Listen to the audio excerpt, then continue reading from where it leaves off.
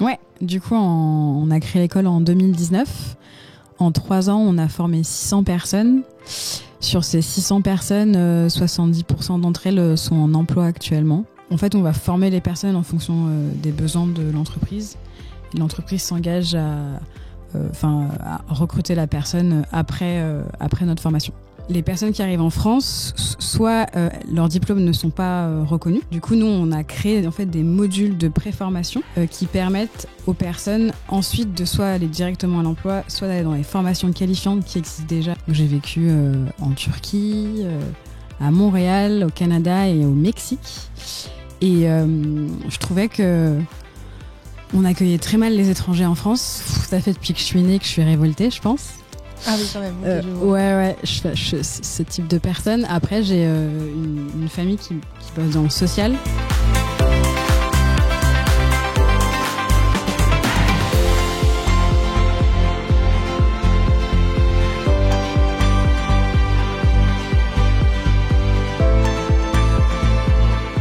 Bonjour à tous, on se retrouve pour une nouvelle vidéo, la première vidéo de la partie société de la chaîne Parler Partager. Et aujourd'hui, on se retrouve avec Flora Vidal-Marron, créatrice de l'association et l'Institut Weavers. Bonjour Flora, comment vas-tu ? Bonjour, merci de m'avoir proposé ce temps, je vais très bien, merci beaucoup. C'est super. Dans un premier temps, présente-toi. Qui es-tu ? Que faisais-tu avant de créer cette association ? On veut savoir. Ok, moi je m'appelle Flora, j'ai 29 ans, je suis lyonnaise. J'ai plus ou moins toujours un peu grandi autour de Lyon, mais j'ai eu la chance de beaucoup voyager et de vivre aussi à l'étranger. Donc, j'ai vécu en Turquie, à Montréal, au Canada et au Mexique.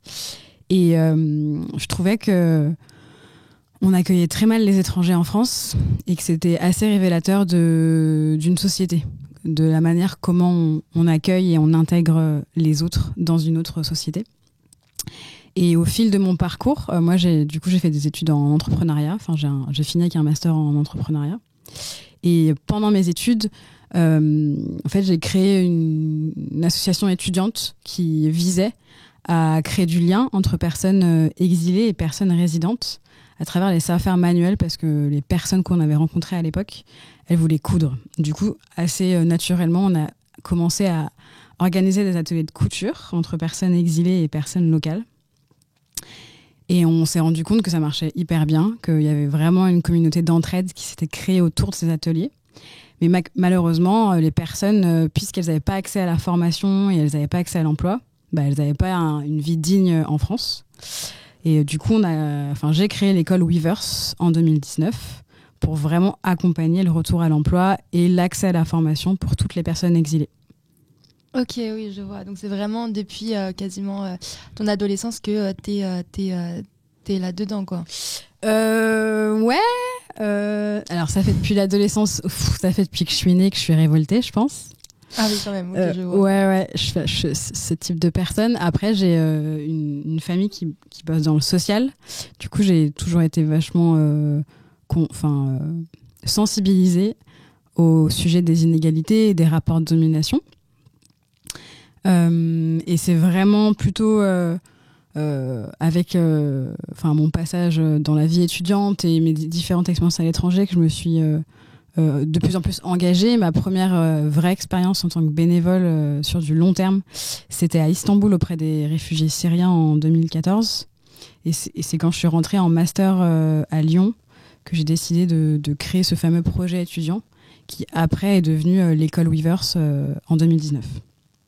Okay, et là, du coup, ça fait 4 ans que j'ai créé Weavers et que c'est une école pour personnes exilées. Et maintenant, on est une équipe de 20 personnes et on est présent à Lyon, à Annecy et à Grenoble. Alors, explique-nous un peu plus en détail en quoi consiste exactement Weavers, qu'est-ce que fait l'association, parce que c'est un institut et une association. Ouais. Et donc du coup, explique-nous un peu vraiment en quoi ça consiste, ce que vous faites, vos actions, ce que vous créez, quoi. Yes. Du coup, on est une école, donc un organisme de formation, et on a un statut associatif. Ça veut juste dire que tous les bénéfices que l'on fait, ils sont redistribués pour le développement de l'association et pas pour des personnes. C'est juste ça le truc. Et du coup, comme toute école, on forme les personnes. Alors nous, notre spécificité, c'est que les personnes qui arrivent en France, soit leurs diplômes ne sont pas reconnus, soit elles n'ont pas forcément eu accès à l'éducation dans leur pays. Du coup, nous, on a créé en fait des modules de préformation qui permettent aux personnes ensuite de soit aller directement à l'emploi, soit d'aller dans les formations qualifiantes qui existent déjà sur le territoire. Il y a beaucoup de formations pour adultes en France. Et du coup, c'est très concrètement des programmes entre 3 et 9 mois avec beaucoup de français langue étrangère, français sur multispécifique, pas mal de ce qu'on appelle soft skills, donc développement du pouvoir d'agir, développement des savoir-être, mais également tout ce qui est relatif au monde du travail en France et relatif au numérique. Donc c'est vraiment un bloc pour lever tous les prérequis. On accompagne aussi individuellement les personnes. On dit dans le métier aux freins périphériques à l'emploi. Ça veut dire quoi ? Ça veut dire tous les freins qu'on peut avoir autour du travail. Donc toutes les problématiques liées à la garde d'enfants, à la mobilité, au logement, à la santé mentale, santé physique, enfin bref, ça va loin. Et on a aussi toute une logique en fait de communauté. On vient de là, à la base on a créé une communauté d'entraide. Et ça c'est plutôt notre projet associatif et on continue à entretenir ce projet associatif avec les apprenants qu'on forme et qu'on accompagne. Donc il y a toute une logique aussi de moments informels pour que les apprenants puissent continuer à rencontrer la société d'accueil et des personnes de la société d'accueil. Donc c'est des apéros, des repas, des cinés, enfin voilà. Ok, donc oui, il y a vraiment une distinction entre l'institut qui fait vraiment les formations et l'association. Ouais, même si ça fait partie du même... c'est au même endroit, c'est le même statut juridique. Oui. C'est juste qu'en effet, la partie institut, c'est vraiment tout ce qui est formation professionnelle avec les formateurs, etc. Et après, il y a tout le reste qui englobe l'ensemble du projet associatif de Weavers. Ok, oui, donc vous êtes vraiment dans l'aide de la personne pour trouver un emploi, pour les former, tout ça. Tout à fait. Et c'est génial, c'est une très bonne cause. Alors pour les formations, comment ça se passe exactement ? Enfin, tu nous as déjà un peu expliqué, mais un peu plus en détail, comment ça se passe ? Du coup, on a un réseau de prescripteurs. Donc ça veut dire que c'est des associations qui travaillent aussi avec des personnes exilées. Mais ça peut être aussi des centres d'hébergement ou Pôle emploi, les missions locales, etc. qui vont positionner des personnes chez nous. Il y a tout un process de recrutement, on vérifie le bon niveau de français de la personne et la motivation, le projet professionnel. Les personnes rentrent en formation chez nous, c'est plutôt du temps plein. Pour la plupart de nos formations, ils sont stagiaires de la formation professionnelle. En gros, ils sont gratifiés par Pôle emploi ou la région. Et après, il y a des stages en entreprise et en fonction des programmes, parce qu'on a 8 programmes différents, donc j'essaie d'être un peu générique. Il y a aussi du coup une promesse d'embauche à la fin de notre formation. Ok, je savais pas ça, c'est génial. Ouais, ça marche bien. Pour l'instant, ça marche bien dans le secteur de la restauration, du service et de l'hôtellerie. Et en fait, on va former les personnes en fonction des besoins de l'entreprise. Et l'entreprise s'engage à recruter la personne après notre formation. Donc c'est plutôt efficace pour la personne qui rentre et pour l'entreprise. Ok, oui, parce que j'ai vu que l'accord Hôtel Arena, non, c'est pas ça. Ouais, du coup, le groupe Accor. Oui, voilà, c'est ça. Vous avez demandé des recrutements, c'est ça ? En fait, c'est du coup eux qui ont besoin de nous parce que en fait, il y a 302 000 postes ouverts en restauration actuellement là. Donc, le groupe Accor a des gros besoins de recrutement. Et du coup, on forme des personnes pour eux. Et après, eux, ils les recrutent derrière. On le fait avec d'autres employeurs qui sont moins connus. Mais par exemple, il y a une brasserie lyonnaise qui s'appelle le Ninkasi. On travaille aussi avec eux. Du coup, est-ce que tu as des chiffres à nous donner pour voir le taux de réussite, par exemple ? Ouais, du coup, on a créé l'école en 2019. En 3 ans, on a formé 600 personnes. Sur ces 600 personnes, 70% d'entre elles sont en emploi actuellement. Ça s'explique parce qu'en fait, quand tu accompagnes des personnes et que tu les formes, en fait, forcément, elles retournent à l'emploi. Il faut juste le faire. Parce qu'on est plutôt sur un public qui a envie, en fait, d'avancer dans leur vie, quoi. Donc, si on leur donne les outils pour y arriver, en fait, ça marche. Je le vois vraiment comme ça. Hein. Je ne vois vraiment pas comme...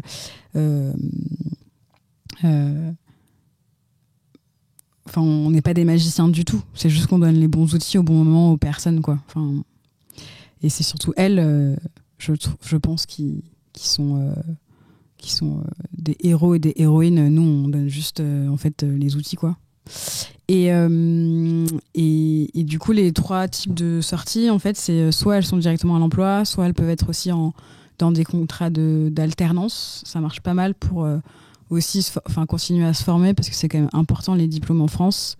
Et après, il y a aussi pour des publics avec des niveaux scolaires assez bas, genre primaire et début de collège, des contrats qu'on appelle d'insertion par l'activité économique qui marchent quand même pas mal, où pendant 2 ans ils vont être accompagnés et travailler en même temps sur des postes qui peuvent être tous les postes manuels en gros. Et là où du coup on a formé 600 personnes en 3 ans, l'année prochaine on va former 600 personnes. Du coup on essaye de consolider tout ce qu'on sait faire pour arriver à faire autant en 1 an en 3, quoi. Voilà. Ok, oui, donc en plus vous aidez vraiment tout type de personnes avec tout type d'âge. Ouais. Alors du coup on est quand même un centre de formation pour adultes, donc à partir de 18. Parce que sinon, avant, ça dépend de la protection de l'enfance et c'est tout un bazar. Et du coup, en effet, alors dans nos statistiques, on a plutôt des femmes. Donc on a plutôt des femmes et plutôt femmes 35-45. On a ouvert du coup de nouvelles promotions à des jeunes. Donc on a des programmes spécifiques pour les 18-29 maintenant, depuis 2022. Et là, avec du coup la crise ukrainienne, enfin du coup l'invasion russe en Ukraine plutôt, on a ouvert aussi des promotions en plus pour les déplacés ukrainiens, pour qu'ils aient aussi accès du coup à l'emploi en France. Et du coup la première étape, comme toute personne exilée, c'est quand même d'apprendre le français, quoi. Oui, forcément. Alors justement, est-ce que tu as une anecdote, une success story à nous raconter, à nous partager d'une personne en particulier ou juste quelque chose qui t'a marqué pendant cette aventure, pendant tout ce temps de création de l'association? J'en ai 600 du coup. Ça fait beaucoup à raconter. Parce que toutes les personnes, elles sont singulières et elles ont toutes plein de trucs à raconter. Mais oui. En fait, il y a des personnes qui ont été dans cette communauté d'entraide au tout début, et ils avaient plutôt un statut de demandeur d'asile. On pourra revenir sur les statuts juridiques si vous le souhaitez. Et une fois qu'ils ont eu l'obtention, on a pu tout de suite en fait, les accompagner sur la formation et le retour à l'emploi.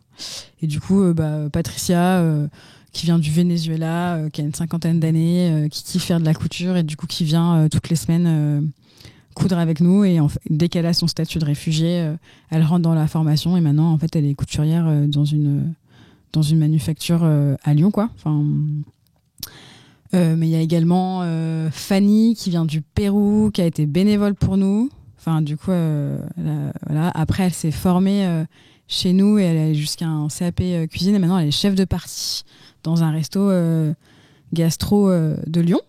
Ah oui, quand même.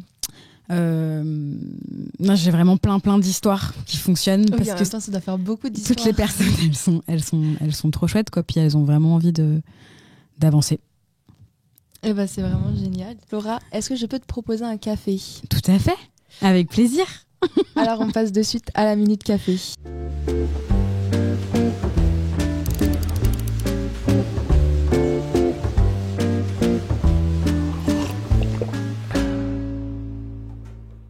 Alors Flora, voilà ton café. Merci.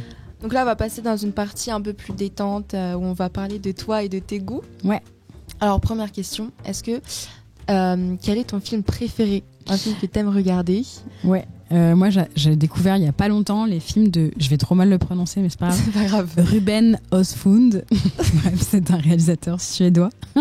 Je sais pas comment on dit, bref. Ouais, c'est pas grave. Et c'est lui qui a réalisé The Square. Et le dernier, là, c'est Sans filtre. Je crois qu'il a la Palme d'Or à Cannes. Ah oui. Et en fait, ce que j'aime bien chez ce mec, c'est qu'il nous met face à nos propres contradictions. Et il arrive à provoquer je sais pas comment il se débrouille, mais un vrai sentiment de gêne dans ses films. Genre quand on regarde ses films, on est hyper gêné parce que ça vient, en tout cas moi, ça vient toucher des trucs en moi, quoi. Et du coup, je trouve que ce mec est très fort. Voilà. Ah bah, je le connais pas du tout. Je te conseille ses films. Je le regarde. Mais il faut faire des petites pauses. Ouais, je comprends. C'est quoi ta musique du moment? Une musique que t'écoutes en boucle, dont vraiment tu peux pas te passer? Je suis partie au Brésil en septembre là, et j'ai adoré la culture brésilienne. C'est un peu con, je trouve que c'est hyper bateau, mais c'est vrai, j'adore leur manière qu'ils ont d'incorporer de la danse et de la musique tout le temps et partout et ensemble, et voilà. Et du coup, j'écoute en boucle plein de musique brésilienne. Et dès qu'il pleut, je mets de la musique brésilienne. Et sinon, en musique française ou francophone, j'aime beaucoup Orelsan, Stromae. Je trouve qu'ils ont réussi à la fois faire de la musique qui plaît aux jeunes et tout en passant des messages, quoi. Ouais, j'aime beaucoup Orelsan aussi. Ensuite, est-ce que tu as une personnalité, vraiment une personnalité que tu aimes suivre, qui t'inspire? Ouais, j'en ai plein. Ouais. Je trouve il y a une génération qui arrive là qui va tout dégommer et c'est trop cool.